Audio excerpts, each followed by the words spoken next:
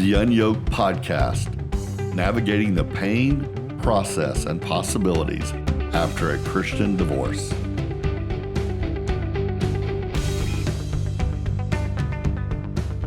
Every life is a book, but what chapters do we read out loud? And who needs to know what, right? And what does transparency even mean in relationships?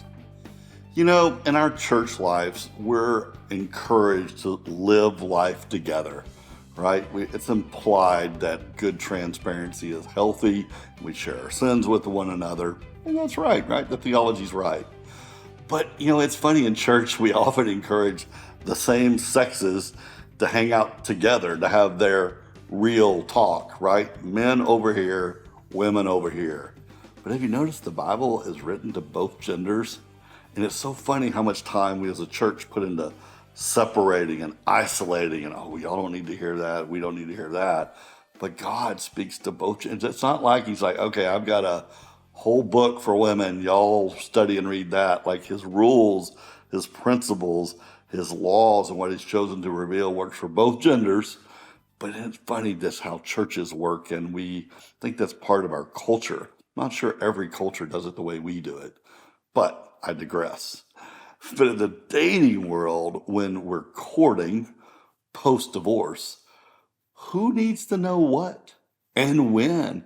It's a lot more complicated than some people think. When do you unload your stuff? Half of you think, well, there's some things I'm never going to admit or tell. There's no way, none of their business. And other you are thinking, I want to live a transparent life. And that does not only mean forward, it may mean backwards too. You know, isn't there this tightrope balance between here's what you need to know about me and who I am, and then there's what I've done. And, you know, let's just see if that jives with who you say you are. Really complicated. So there's this, like someone you meet and they're like, man, I'll make really wise decisions. I'm really good. And then it's like, but I've been married 5 times. It's like, are you? Do you make wise decisions? Been married that many times? Like, well, I really like to sleep. It's just in my personality. Oh, but I was a stripper for 10 years and I worked between 10 p.m. and 4 a.m. 5 days a week. It's like, well, you used to not like sleep, but I guess now you do. Or, you know, I came from a conservative Republican background, but I had 2 abortions in college. Or, you know, I went to seminary, look at me, but I slept with about 100 women in my 20s, right? Sometimes it's easy for us to draw a line and say, well, this was me before Christ. And yes, I sinned a lot, but man, I am a changed person now, and I don't do those things anymore. But for many of us who are maybe Christians since we were kids, we still have our moments, our what we like to call backsliding, if you will, but our seasons of life. Like, you know, I was a Christian before I was 10, but I've had 3 DWIs, and I have an unhealthy addiction to pills and pornography. Right? Let's be honest. You know, we look for stuff in our dating apps and the bios. Like, you know, sure, you look for looks and can they spell or not spell, and do they know how to put sentences together? I've got one that's my pet peeve. It's, I don't really know what to say here, just we'll talk on our first date. I'm like, well, if you don't know how to type a sentence, like, that's pretty bad. But really, we're looking for signs of what I call instability. Like, wow, look at all these selfies, or look at this bio, what they've said with what they look like. I just don't see a healthy person here. Like, I have a habit of I FaceTime before every date. Like, if you can't look in a phone and have a good conversation with me, why would I even go? The joke I have with my friends is I'm sort of looking for the cat lady. Like, hey, I'm talking to you and there's 15 cats behind you. I'm like, ugh. I had to know that before we went to Bennigan's and shared an appetizer. And I dated somebody. No, I didn't date. I was talking to somebody one time. They had the phone down. I was looking at their chin and their nose. And I'm like, yeah, you can't hold a phone correctly. Like, it's a no. Or I just don't know how to FaceTime. Well, okay, I need somebody technically literate, so I can't do that. But for the sake of this episode, I'm talking about, okay, we're 3 dates in. This is somebody that I'm really interested in. And we've had some long conversations, whether that be text, whether it be the phone, but it's somebody you like. You know, I'm interested and I have feelings, and there's a chance there's going to be a relationship here. When do you say what? Like the second date, you're at Bennigan's. Hey, Steve, I really like you. But I just need to let you know my husband and I used to be in the swinger lifestyle. And, he's taken back. Hey, Cindy, I used to be addicted to opium. I just thought you'd want to know that up front. Or, hey, Tom, I just wanted to say I can't have kids anymore, or I don't want them. At what age do we owe what? At what stage of building a relationship do we owe what information to our partner? I have a friend, actually, she's my hairdresser. And yes, I have a hairdresser. I wish I could just say I had a barber, but I have a hairdresser. I live in Collin County. We do these things. But she has a research app on her phone. And anybody that she goes out with, it's like a private investigator in your pocket. And she researches them before she does her first date.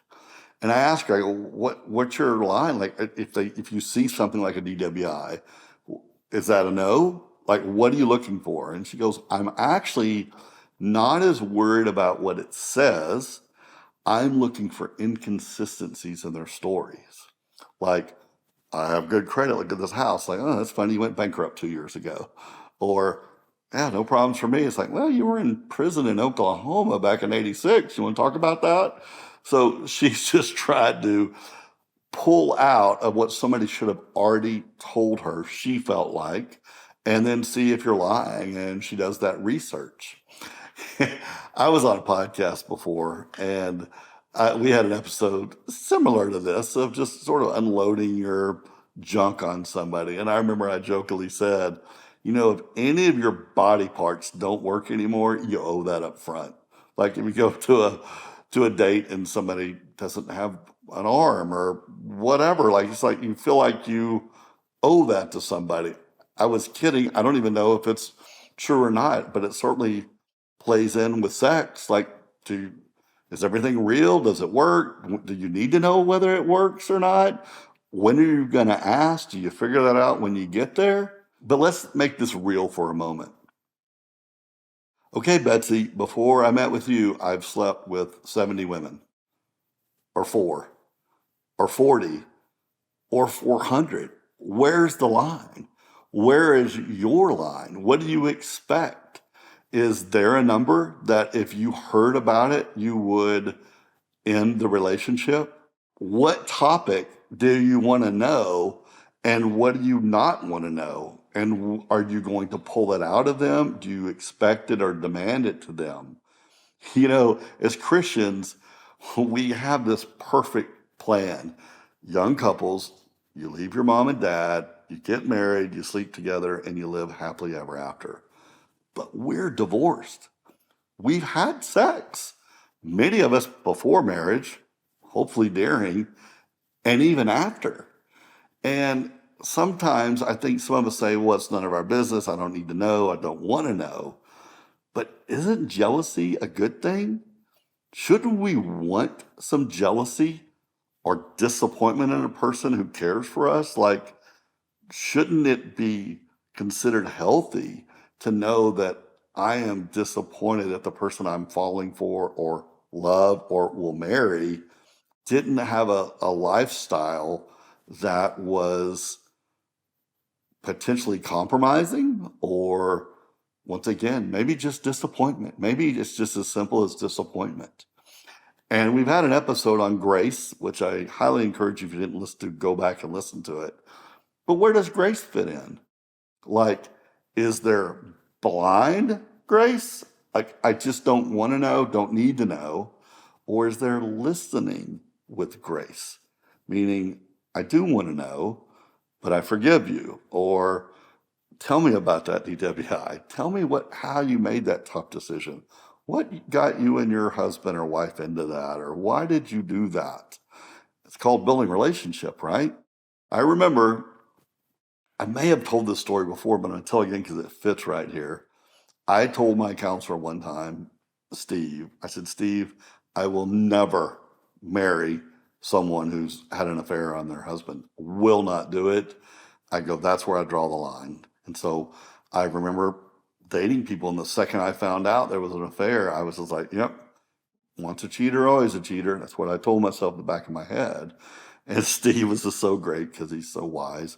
He just put his pen down, his paper, and he goes, just want to repeat that to you. So you want grace for all your errors in the past with your new partner, but you don't want to give them grace. Like, that's what you're saying? I was like, yeah, I said that. I said it out loud and thought it.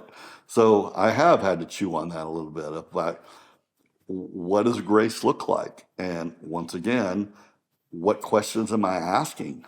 And I think there is some wisdom to asking certain questions for sure. There are post-divorce mistakes, right? Versus things you might have done as a teenager or in college. And we've talked about it. Divorce is hard. Unyoking is hard. It's traumatic. And the numbing moments that come after it is real, very real. Many people post-divorce while they're numbing just do stupid things. And there was a friend of mine, I know she listens to this. She'll know I'm talking about her, but you won't. I'm not using names. She dated this toxic guy. He was a horrible person. As a Christian, I'd say it with Jesus right here. This guy was horrible, toxic, narcissist, jackass. And she dated, and she knew he was, but it was her numbing. She felt good. She felt horrible around him and good. She got it all. It was the toxic. It was the ups and the downs. And she just put up with him for years while everybody was saying, run from this guy. And I told her this, and unfortunately this wasn't the thing that switched her mind, but I just kept telling her, one day you're going to have a new husband, most likely, and you're going to have to tell him about this person someday. Be wise. You can't hide it. You can't hide this person in your life. And this guy's so bad, who knows where he's going to rear his head later. And people just do foolish things. And her husband's going to have to, you're going to have a tough conversation one day. So let's talk about this. There's a difference between making mistakes and who you are, right? Who are you at your core minus your mistakes? And our mistakes don't have to define us, but there are patterns, and there are patterns that sort of make up who you are at your core. Enough evidence, I would say, yeah, you say you're this, but your evidence points differently. And post-divorce, how long does trying something new last? I mean, especially as you're older like me, aren't you who you are by now? I mean, how often can you just be a chameleon and change and try this and do this and I did this and like, do you not know who you are yet? And why are you dating somebody till you do? I mean, there's a giant difference between adapting to a situation and then being, steady in your lifestyle. Sometimes I meet people who are very flexible in their choices of lifestyle and what they do and what they want, what they're open to, very spontaneous. I'm sort of that way. But shouldn't it scare you if somebody is that flexible? If somebody doesn't know themselves, that they're willing and able to adapt so much? It's almost like a red flag for me when somebody doesn't have consistent behavior. It just screams that they may not know who they are yet, right? Okay, this is a little aside, but we're Christians here all talking. Most of us listening, right, are divorced. I got interviewed to be an elder at a church, and I was an elder for years. And I struggled with the question. It involves this topic 100%. While we're interviewing and going through all the biblical criteria for being an elder, and one of the questions that they asked was interesting, and I get why they ask it. So they said, have you done anything in your past that would embarrass this church or the name of Christ? And I thought, what a hard question to ask. Isn't everybody's answer yes? And isn't that the whole what, what Jesus does is renew us and change us, and we put on a, a new us, and we're renewing our minds. And so it was interesting because I get the point, but at the same time, it's like, yeah, but no, like, I don't know, I'm not selling heroin, and then one day you find out I was a heroin addict. But what if I was, and I'm not now? And so I didn't really understand the question. I think it really ties into this: is, have you done anything that I would be embarrassed to tell my friends? Were you in prison in 1992? Well, do I want to date a guy who's been in prison or not? Right? And then there's this idea of it's sort of the litmus test is seeing an ex in public. Do you have a long line of messes? Like, I've dated somebody once before, and they're like, "Oh no, my ex-boyfriend came in, like, turn this way, or let's go over here." And I thought, well, what kind of unhealthy relationship? Like, is he the jerk, or what happened? Like, why can't you say hi to your ex, or what's going on there? And so, do you have a lifestyle that the person you're with is always having to avoid their past because their past is so messy? Shouldn't that say something a little bit? And is your life with your ex-spouse, is it tense? One thing I see on dating apps all the time are like, I have a good relationship with my ex. And I think that's a way to say there's no drama in my life. My ex and I, we may have disagreed, whatever happened, but we're grown adults and we know how to talk. Not that every situation needs that. There are plenty of times you need to draw a line. That is totally fair. Many of you listening are like, oh, heck no, I'm not going to have a great relationship with my ex. And that's fair. But there's a difference between who that person is and the time passed of enough forgiveness, enough grace to say we can at least talk anymore, right? Like, we can at least coexist. What part of who you were is a part of who you are? And what does somebody need to know? What parts do they need to know? The Bible is full of characters with bad past. I mean, we all know the stories of, Moses murdered somebody. So did Paul. David had somebody murdered while he was sleeping with their wife. And God literally, I'm not going to say makes heroes of them, but he uses them. He loves them. He didn't abandon them. And so, what that tension between we're looking for a perfect person that doesn't exist. And then there's, back to the Christian idea here, there is, I wasn't saved and now I am. And then I was saved, and there's all these things that went wrong. What is backsliding? The Bible never uses the term backsliding, and we created it. I think it's a term we use to say, well, I love the Lord, but I did this thing, or I wasn't walking with him for a while, right? Does that make sense? And in Christian theology, people say, well, backsliding lasts once, or it lasts a month or two, but 10 years of backsliding, are you even a Christian? That's a whole nother theological conversation. But the story's so much cleaner when you go from bad to good. But how does it work when you are a Christian, you love the Lord, and you still do stupid things? I mean, I fall into that category all the time. I mean, what is a rocky walk along the way in your faith journey? What does that look like, and what does that mean? Let's go back for a minute and talk about sex. I'm going to use the word body counts. Do you need to know what the body count is? How many people you've had sex with? Do you want to know? Abortions, men and women, this is not a woman thing, is my girlfriend had an abortion in college. Do you need to know? I mean, mine didn't, but I'm just saying that. But yeah, is that something your spouse needs to know? Did that something between you and God and your girlfriend at the time, your boyfriend at the time? What chapter of your book needs read and what doesn't? Like, hey, okay, well, I was in a threesome. I was in some group sex where me and my wife or my last girlfriend had this kink, or that arrest, that DWI, that fight I got into at the bar, that crazy, embarrassing moment. We're not dating virgins at this age. You're not going to be marrying one. So where is the line? Like, before you're married, there's sort of the line of the virgin. I know couples who couples were virgins when they got married. I know where one was and one wasn't.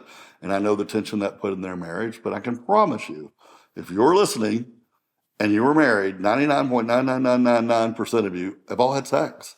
Some of you have had sex before your first marriage, during, and once again after. What do we need to talk about? Here's my argument. Thorough conversations equal great relationships. Great communication equal great relationships. So what part of this is great conversation and what part of it is like, that's dangerous territory, right? I've really struggled with this because I want a transparent relationship with my forever partner. And so, like everybody, I've got dumb things that I've done in the past. And I've failed in my conversation of that. I've told people, one person literally barely got off the phone without chewing me out. And other people I've told, they're like, yeah, that's nothing. Like, okay, big deal. Like they threw grace at me, and someone else, to them, it was a big deal. And I guess that's maybe depends on what your background and where your hurts are, and if you got divorced because your husband beat you, and somebody goes, well, I beat my wife once, you're like, okay, well then you're out. And that's okay. You can have your lines. But what if you don't tell somebody, whatever it is, and they find out later? Would it cause waves? How many, what if you've been in 5 marriages? Do you tell them you've been married multiple times? I know sometimes when I go out on dates, people are very quick to say, I've been married twice or whatever. I feel like that's their way to say, if you have a problem with it, you better have a problem now because I don't want to lean in without it. But most people don't put that in bios, right? But I will say it's probably wise, don't ask if you don't want to know. Don't ask, because once you know, you got to do something with that. And sometimes it's not healthy. I also say lying is not good, right? We all want our new relationship to not have any lies in it. But I'm going to challenge that. A mentor of mine 20 years ago said there are certain things that it's the lie of omission. It's best if they don't know. It doesn't mean that you're lying, but you sort of are. Like, it's not good to go to your wife and say, I just want to apologize. I just had a big fantasy about your sister and I really want to sleep with her. Dude, lie. That's not something you say. It's not. And, I don't know if that's technically a lie, but it is. I mean, you just don't, there's certain things you don't say and you don't want to know. But be willing to tell. Don't lie. But I also say, it's probably not good to vomit needlessly your past and what parts of your past. I mean, sometimes we're put in situations that we have to, I'm going to use the word hide. We have to hide something because we're protecting someone else. In other words, me and my dad robbed a bank. Well, now I just incriminated my dad. Or me and my ex did this. Well, now you just incriminated your ex. Unfortunately, once again, my ex-wife, whatever, had an affair with Bob. Well, now you just put Bob and his wife in a tough spot. So unfortunately, we have to use some prudency of what we reveal and how we reveal it, right? There's just certain ways to navigate something. And this is one of those cases of being very careful that by you admitting something, you're not throwing someone else under the bus, right? Here's a good one. I had an affair with my secretary. Well, now that you're dating this person, it's like, well, your secretary's married. Like, yeah, they are. You know what I mean? Like, you have to be really, really careful with not incriminating someone else in your story.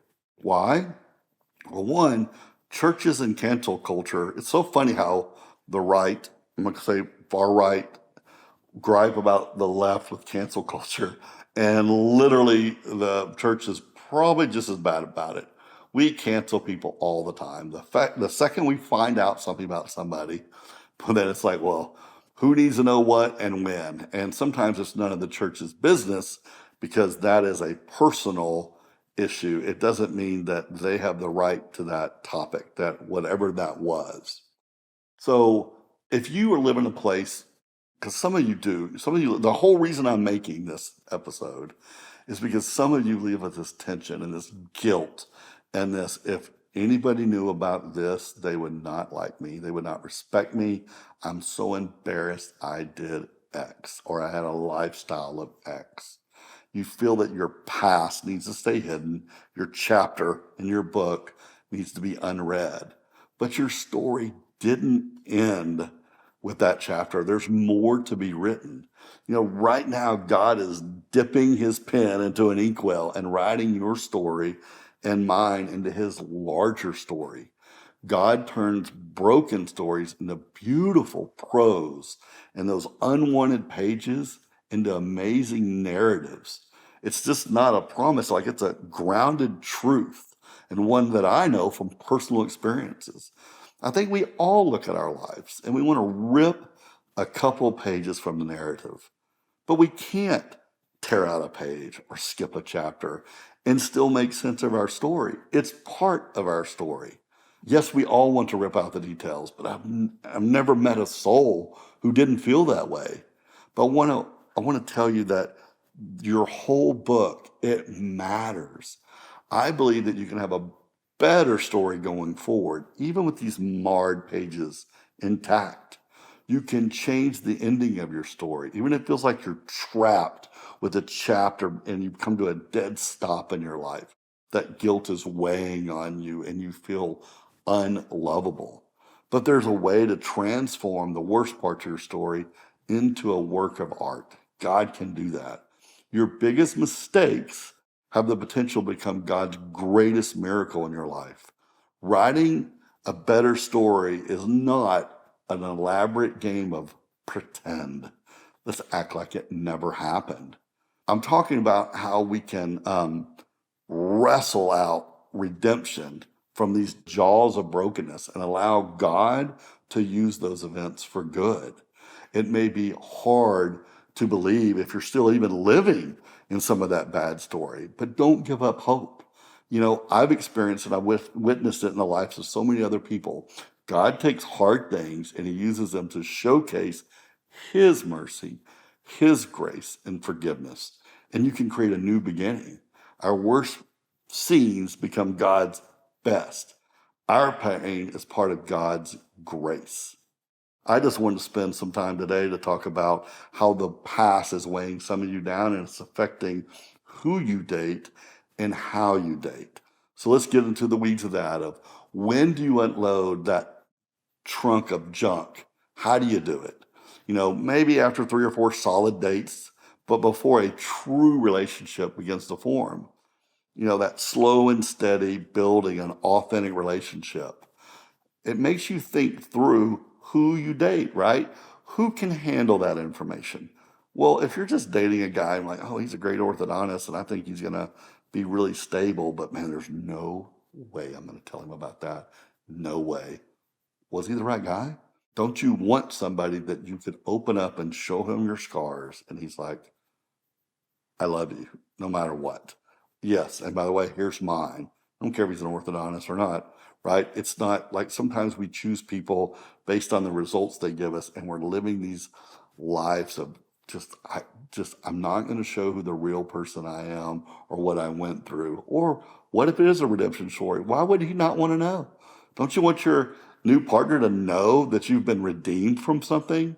And then what if they tell you, oh, let me tell you my redemption story? You talk about drawing you close and tight. That would do it. So find somebody who is trustworthy, who loves the Lord, who exudes grace in all that they do, that they have a good character, right? Some of you are just breaking relationships and you're overcomplicating things when you're looking for love. If you read my bio on the website that talked about my dating experience, I think I encouraged that a few episodes back. This idea that we look often, this is wrong, we look for people who are compatible. And once we find somebody compatible, then we'll love them. But love makes you compatible, right? So I'm repeating it here because it's important. If you love someone, then you can forgive, wade through, or just say, I'm going to journey through that toughness of whatever that situation was and how it manifests itself, right? I'm going to give a very specific, I just thought of this right now. Let's say you were very sexually active in the past and you got herpes. Well, now you're thinking, well, that just limited me. Well, no. Like, obviously, most people probably wouldn't want to date someone with herpes in general, but if you love someone, you adapt. Compatibility does not equal love. Love equals compatibility. And when you get to know somebody, you choose somebody wisely, you show your scars. Here's my scar. Here's my scar. Here's my stupid thing I did. And as you love someone, you're like, yeah, I'll take you, flaw and all. I'll take you those scars and I'll reveal my scars. I know too many couples that are living lies. They didn't tell you they're the ones who caused the problem in their divorce. They didn't tell you, and they're dating now and they're living happily ever after. And I'm like, you're living both lies. It will get exposed. We're all flawed. Let's start and end there, right? This whole thing could have been wrapped up into that. We're all flawed. And so don't be so scared to open up and have a transparent life. Be cautious, be careful, maybe not on the first date, but choose wisely who you're dating. You owe some people some information. You decide where. And pour grace on their situation. Thank God for grace. Go to toddturner.com/divorce for more resources. Blessings.